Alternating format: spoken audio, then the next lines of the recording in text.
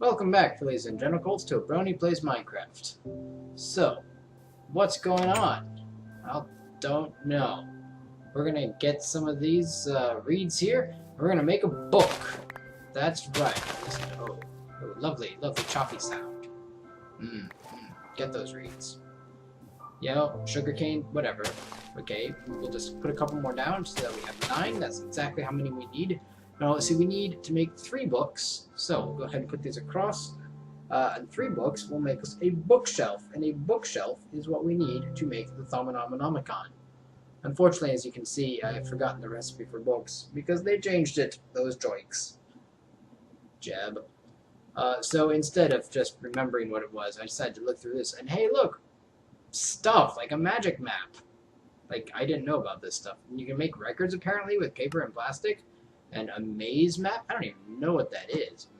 Maze map and magic map? A wireless map, I've heard of that. A height controller. Seriously? Height controller? And some, like, stamps. I don't know what stamps are good for, but I'm sure we'll find out at some point. So, okay, so you can use paper for other things. But just to remind everyone, you need leather now for a book. So, let's go get some leather then. Just, tidy up our inventory real quick. There we go. Yep, we have 1 piece of leather.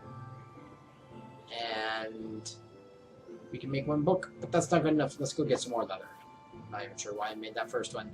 Let's just go get some. There we go. Okay. Yes. No. No. Okay. We're going now. I think I had a little brain fart there as to whether I was going to bring you guys along or not. Because, I mean, all I'm doing is killing cows. But you might want to see the world. And, you know, stuff. As long as I'm not mining. Heavens forbid that we watch someone mine in Minecraft. Mostly because you'd have to be telling a really entertaining story to watch someone mine in Minecraft. People don't want to watch themselves mine in Minecraft, so I guess you can't blame them. Die, cow! That entire cow gave us 1 piece of leather. Great! Let's find some more! Luckily, we've killed these before, so we know that this one will not give us any. See? No leather. That jerk! What happened to its skin? Huh? Maybe our sword just, like, sliced it up and just so much that we just couldn't get any skin out. We're just like, nah, die, stupid cow. We shall take you down with my iron sword, and you, sir, shall give us many leathers and many pieces of beef. And that is how we got leather, and also beef, and I thought I saw something up there, but no, look, chickens!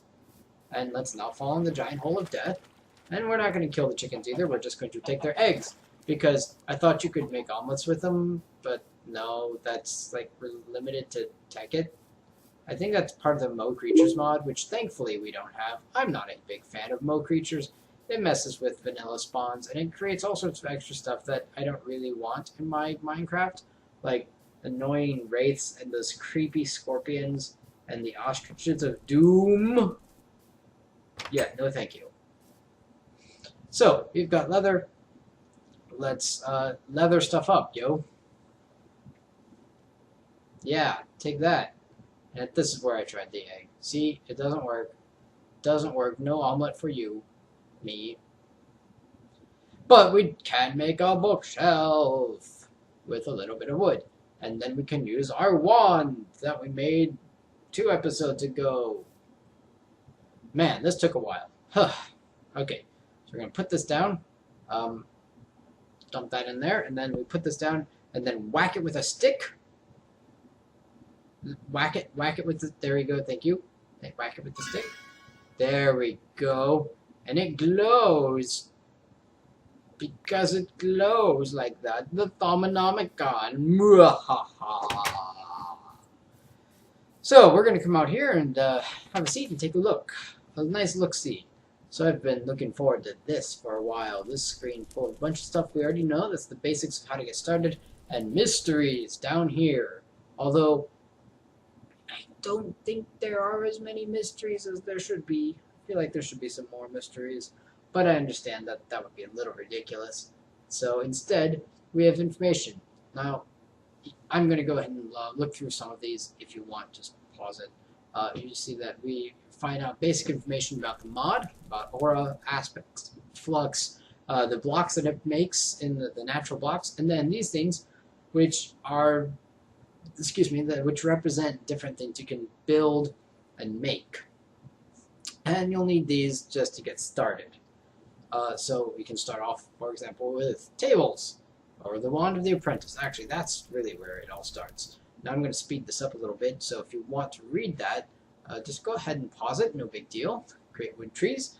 And silver wood trees. Great wood trees are really big. Silver wood trees are silvery and have nodes of stuff. The aura is all the stuff that we use for magic. Like I said, you have to...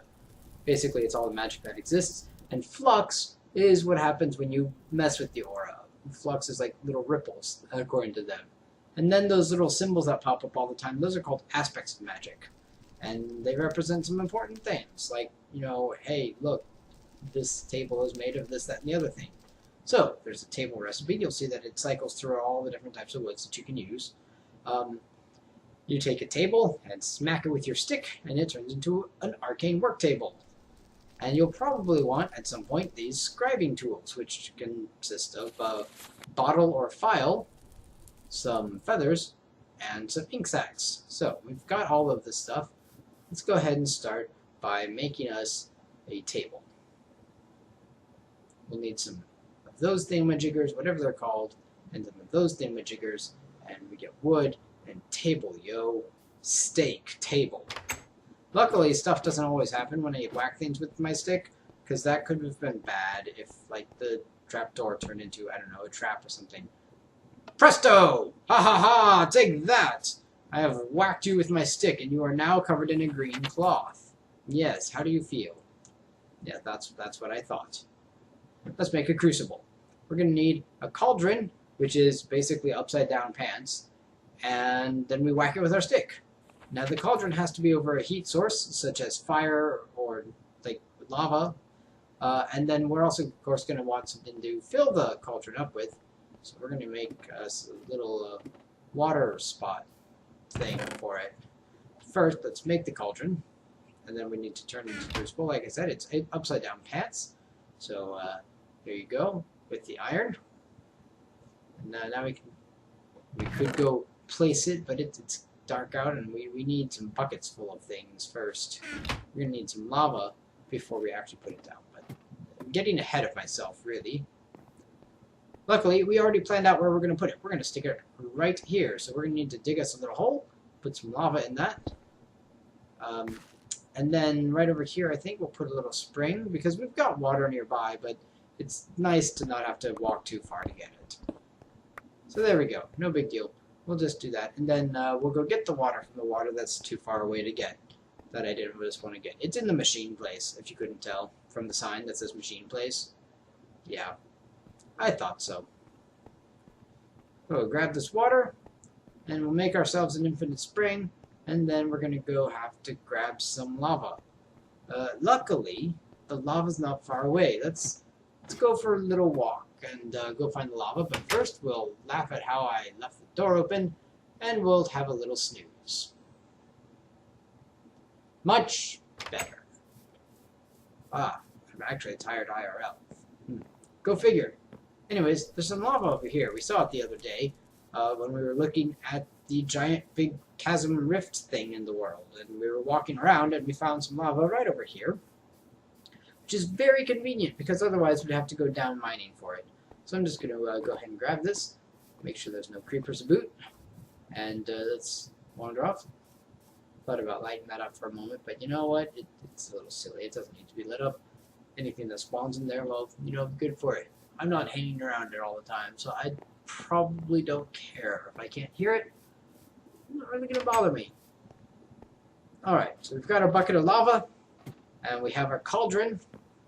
Let's go place the bucket down, cauldron on top, and we're going to whack it with the stick. Ready? Kablam! Yeah! Got us a crucible.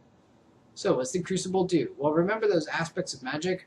And remember how I just got rid of that bucket that I need to put water in? So the idea is, in Thaumcraft, you're cooking things. So you take your, fill your pan up, fill your pot up halfway with water, add 3 gallons, then drop in a stick. When it's bubbling, the stick will disappear. Look, it's boiling. And now the stick has vanished. Whack it with your magic stick, and magical bubbles will float away. Yes. This will, A, release all the essentia back into the aura, recharging it somewhat, but it also creates flux. Because you're messing with the aura, and when you mess with the aura, you create flux, because it's like ripples and all that. So, yeah, that's what it does.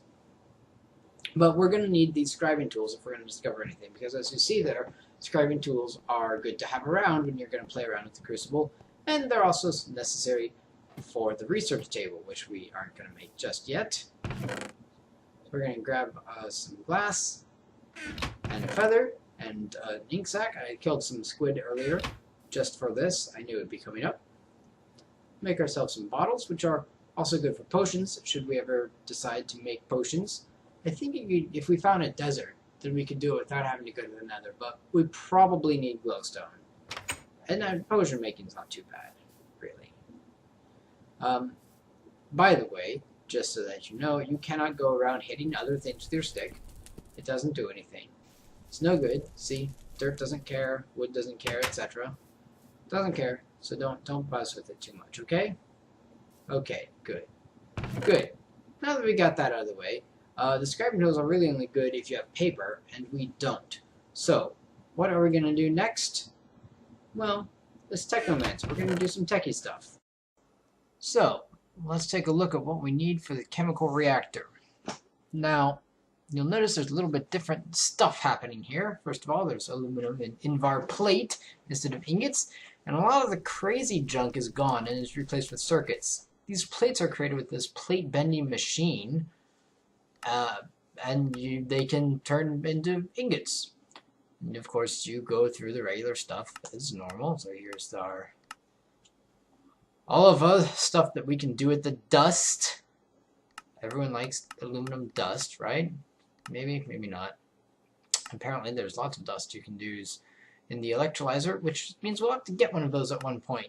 But you'll notice that, well, I don't know what you'll notice. Anyways, we're going to start with this pulverizer. All this other stuff happened because of an update, and so we're just going to skip all that, and we're going to go straight to pulverizer because it's cheap, and it's simple, and it's easy, and we've got just enough stuff to do it, I think. We've got the gold, all that other stuff. Oh, but we're out of redstone. No redstone, so that means we're going to have to go mining. I guess well, to be fair, when we went mining last time, I didn't really go mining very hard. So, let's go do that. And we're back. Look at that. Movie magic, right?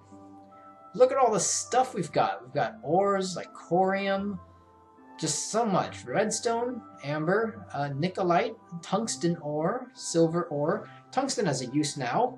Ferrous and lead ore, cinnabar ore, and I feel like there was one other one, but probably some iron. Yeah, some iron ore. So yeah, a bunch of stuff. Yeah, there we go, there's the iron. Oh, and let's not forget these little rubies here. So a bunch of stuff. Let's just go through this inventory management and discuss what we're going to do. We're going to start with the pulverizer. The pulverizer can turn ores into dust. It's like the macerator, which, by the way, I have learned that the macerator is named the wrong thing.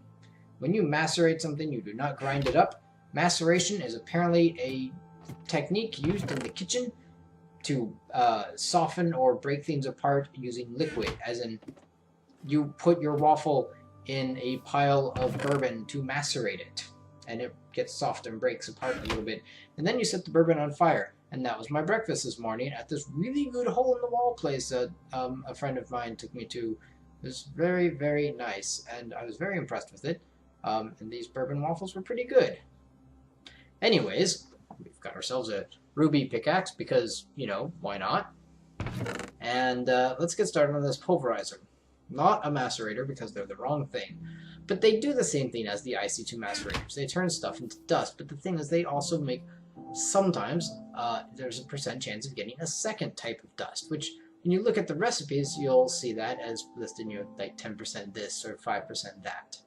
So, like all thermal expansion machines, it requires, not all, like many thermal expansion machines, it requires these two weird things, the machine frame and the redstone reception coil, although there are other versions as well, and thermal expansion has been expanding quite a bit.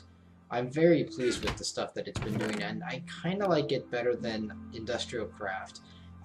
I don't know if that's like if other people feel the same way, but you don't have to make new power source to use them, to use these machines. They do the same stuff more or less as the IC2 machines, and they don't use all the rubber and the circuits, which are just annoying to make.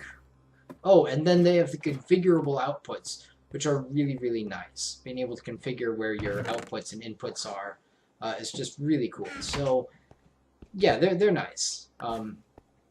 So anyways, we're going to lay this golden conductive pipe. We don't have redstone conduits. Probably, I'm sure someone's saying we should get one, but nope, don't have any yet. You'll see there's all those colored things. I've talked about thermal expansion before in my Tech at Tips series, so I'm not going to spend too much time on what the pulverizer can do. Instead, we're going to go straight into the ores, and we're going to start pulverizing them, which is correct. This is what you actually do when you pulverize stuff. You whack it until it breaks up into tiny pieces, often resulting in dust. Like maceration, which is a lie. A great big fat lie. That's right. You heard me. So we're going to put some coal in the hobbyist steam engine. One day I might upgrade to the commercial steam engine, or maybe at least build a couple more hobbyist ones. But so far, these are working out well for me. And I'm satisfied with that. You'll see that there are 162 pages of recipes, which means there are 324 recipes total, and you can look through them yourselves. We'll look at the ones that we have so far. So I'm going to put this ferrous ore in here because ferrous ore is not iron at all. It's actually nickel. And yeah, but nothing was happening, so I decided to come take a look. You'll see that the steam is good. We're building up energy, which is good. It's moving along. You can see it transmitting through there quite nicely. And I was all like, why is it not working? There's a sneaky trick to why it isn't working. It has to do with the way thermal expansion stuff works. So on the side here, there's all these little icons that, like this, which is from Railcraft, doesn't have. But there's these icons about information, tutorials. I decided to take this away just so that it stopped eating up energy. As you'll see that the blue energy bar on the left is going to fill up a little bit. But the key relies on these icons. This one talks about energy input and use. This one talks about redstone control, and you'll notice it says control status enabled, signal required low. You can require either a low signal or a high signal, or disable the redstone control altogether.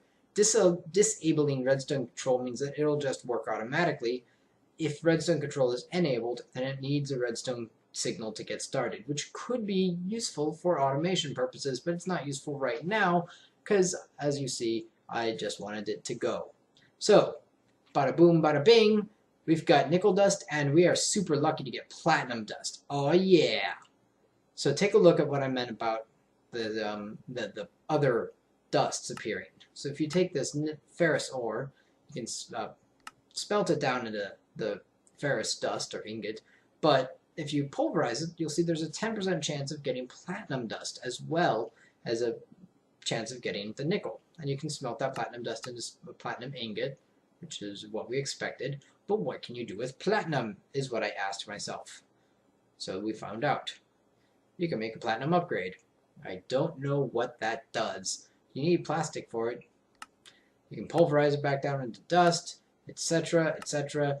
Compress it into a block of platinum, which I find interesting. Or you can put it through a plate bending machine to make platinum plate. So I said, well, okay, why would you need that? So we look at platinum plate. Oh, great, you can smelt it down into bars. No big deal. But you can also make this. WTF. A quantum tank. Also a nanosaber. But seriously, a quantum tank and a quantum chest. Billions of items to store in here. Blah! And look at that one. A capacity of who knows how many chunks that is. This, whatever sort of chest this is ridiculous. Technomancer, I'd totally making one of those, if I can. But it could be a little tricky. Also, assembly table stuff, which I should probably get onto at some point in time. but not yet.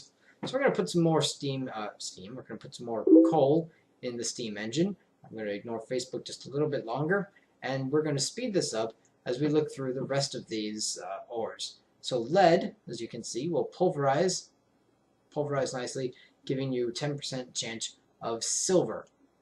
But we're not going to get any of that today, sadly. So I just put the rolling machine back in here. And let's take a look at these other two ores. So there's the lead dust. Oh, this is not a bug. This is not giving us an extra lead dust. When the pulverizer starts up with something, watch, as you'll see that the number went down first, so it went down from 7 to 6. Silver, by the way, has a 10% chance of giving you lead, unless you use the super furnace. But yeah, 10% chance of giving you lead. See, it starts off by taking 1 away from the stack and smelting that 1, so the stack was at 7 and it went down to 6, which means that when the icon of the stack disappears, or the icon of how many, whatever items are in there, that means it's smelting the last one. So no, we didn't get a free lead out of nowhere due to some weird glitch. That was just the way the pulverizer works. It's a little strange like that, but you know, whatever. Don't judge. Don't judge. Don't be hating. Don't be hating on the pulverizing, right? This does mean, what's really cool about this is that you can get your next thing ready to go. So you could put the next one in there. You wouldn't waste anything. You'll see that this bauxite is going to give us mostly bauxite dust with a small chance of aluminum dust, which we got right there. I'm very excited about that because that aluminum dust, then we can smelt down to aluminum ingots. We can start working on getting the plate bending machine and so on and so forth. So there we go. We've got the cauldron and Thaumcraft basics started. We have a pulverizer. So until next time, keep on trotting.